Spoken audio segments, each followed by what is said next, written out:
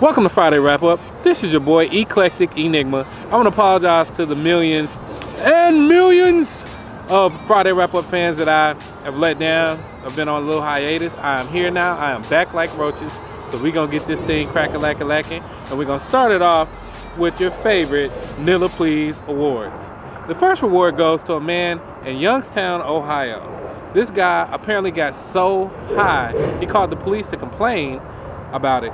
And when they got to his apartment, he was on the floor surrounded by an army of snacks, cookies, Doritos, and all kind of other stuff in a fetal position with his thumb in his mouth. What the hell kind of weed was he smoking? He was smoking on something named Felony. What was he doing with those snacks?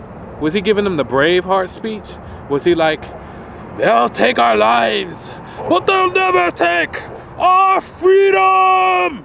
Anyway, I got some exclusive footage of the guy that was taken before the police actually got there. So let's take a look at that.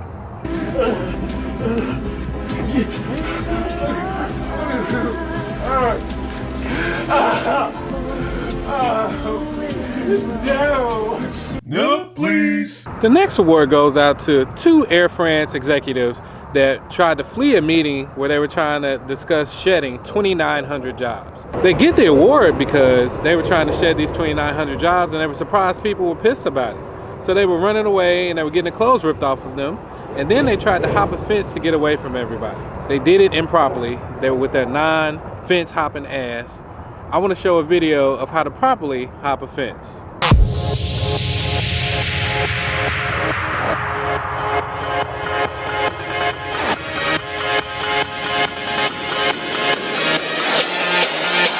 No, please. Moving on to your boy, Ben Carson. Let me tell you what his neurosurgeon, James Bond Blade ass, has decided to say about the situation in Oregon.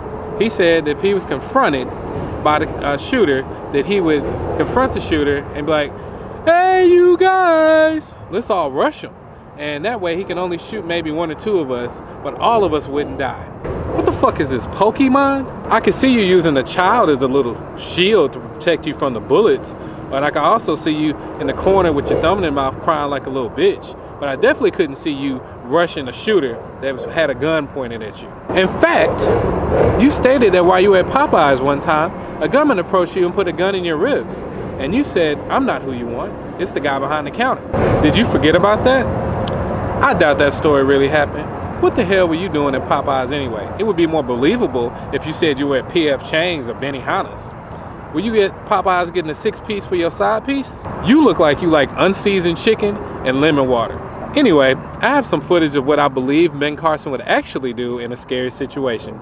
Check it out. These are so hard.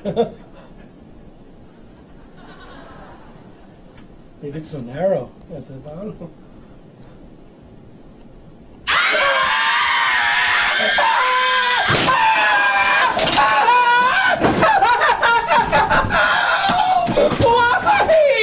Why would you do that? That's not funny at all. Why would you do that to me? Why did you do that? No, please. And the last award goes to fucktard Mike Huckabee. He's the guy that said that the mass shootings are not because of guns, but because of sins and evil in the world. How are you going to combat evil, bruh? Are you going to pray about it in your vanilla Jesus tighty-whities while you sip the tears of the Pope in between your thoughts?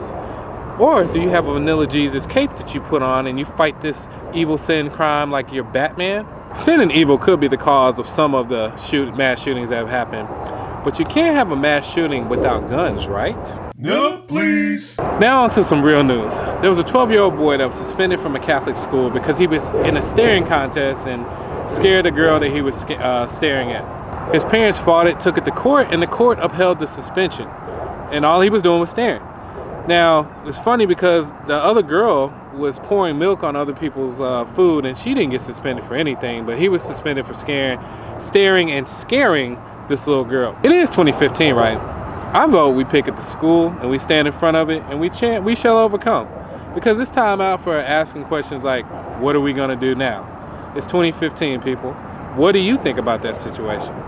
Speaking of boycotting a school, the sorority of Alpha Gamma Delta is under fire because they won't support one of their members running for a homecoming queen because she's a black girl, and the secret society known as the Machine at Alabama University won't allow them to vote for her. Her name is Holly Lindsay. Holly Lindsay is one of the first 4 black women to accept a bid into a historically white sorority at University of Alabama. This happened in 2013, by the way, which was like 2 years ago. She's a candidate for homecoming queen, and the racist machine, which controls the student government and the Greek life on that campus, does not want her to be nominated for it at all, period. This news comes on top of news that Alabama is closing 31 DMVs that happen to be in the majority population of black areas, so they can't vote, essentially. So we have news about a sorority at Alabama that won't accept their black pledge as a homecoming queen, and then we have DMVs that are closing, so blacks that need to have their license to vote, because that's the law in Alabama, won't be able to do so because they're closing the closest ones that service them. Now, some of you may believe that this is all made up, but I want you to take a look at Florida, where they're trying to redistrict Florida, and the prison system will be included because the population counts, even though the population can't vote. So this way, the person that's currently elected won't be able to get re-elected because she won't really have anybody to be able to vote for her. So my question is, in Alabama, who's going to step up and fix the issues that are currently there? It's okay for your football team to be majority black and win games for you, and you can cheer them on, but God forbid there ever be a black homecoming queen at Alabama University. I mean, just 2 years ago that you let 4 blacks join these predominantly white sororities. So you have the issues at Alabama, and you also have the voting rights issue. I think all of this is utter bullshit. The students at Alabama need to rise up and fight this machine. It's 2015. We need to band together as one unit. Anybody that is actually against racism needs to start fighting racism. I think the football players there and the future football players that are thinking about going to Alabama need to realize where they're going, and if they're really wanted there, besides anything other than them running a football into the end zone so they can get cheered on for that. Why would you want to bring that university glory and money when you're only there for one reason? Do we boycott Alabama so they can join us in 2015?